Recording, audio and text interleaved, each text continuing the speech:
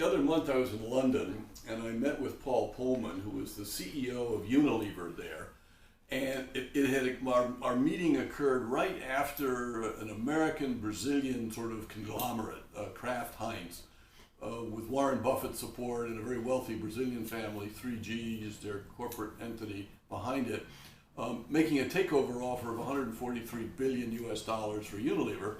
And the Unilever side said, no, we don't want to sell out to become part of a larger conglomeration. And Paul and I were discussing the impact of recent developments in stock ownership and finance, where a lot of people who own shares in the company are not committed to the company. They're just buying and selling. They're effectively traders. And then after that was another case in the Netherlands where the company called Akzo Nobel, which is a paint company, 126 years old, which received an offer of $22 billion, a 33% premium over its share price in the market, from PPG, an American company which makes paint, to consolidate the two into an even larger company, which would have a bigger share of the world market for paints. And again, the issue is that shareholders who may not have any long-term interest in the company have the power to decide what's going to happen to that company.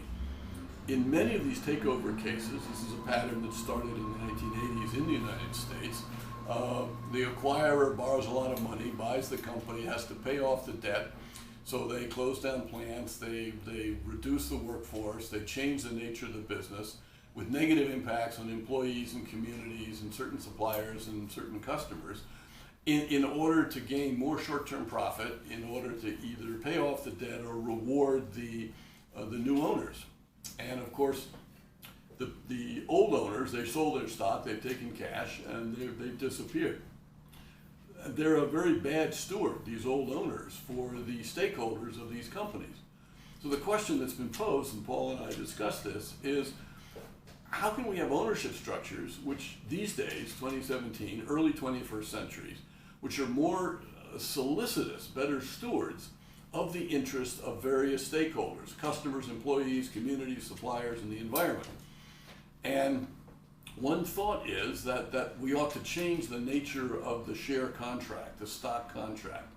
We ought to maybe cut up ownership rights in different ways, allow some people to have rights to buy and sell a certificate in markets, to speculate on what other people think the price of those pieces of paper are worth, and then we could give another set of rights, let's say, to employees to help protect their jobs, a certain set of rights to communities who benefit from the money that the corporation flows into the community through employees, through charitable donations.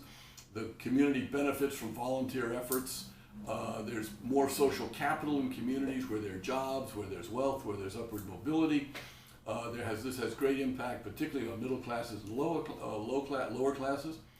So why can't we rethink the nature of ownership in the 21st century? And so we in the Co-Roundtable are proposing that maybe we should do this as a matter of law and policy, particularly for large corporations which are systemically important. It's an idea that came out of the financial side after 2008. The notion that if you're a huge financial company and you're selling mortgages and you have so much control, you're one of 4 or 5 giant companies which can, if things go bad, tank credit markets. You ought to be under certain pressures not to do stupid things because you're systemically important. Well, that logic, it seems to me, can apply to other non-financial corporations as well. So we've been discussing this, and Paul Pullman has been meeting recently with the Theresa May government in the UK to put forward some new ideas.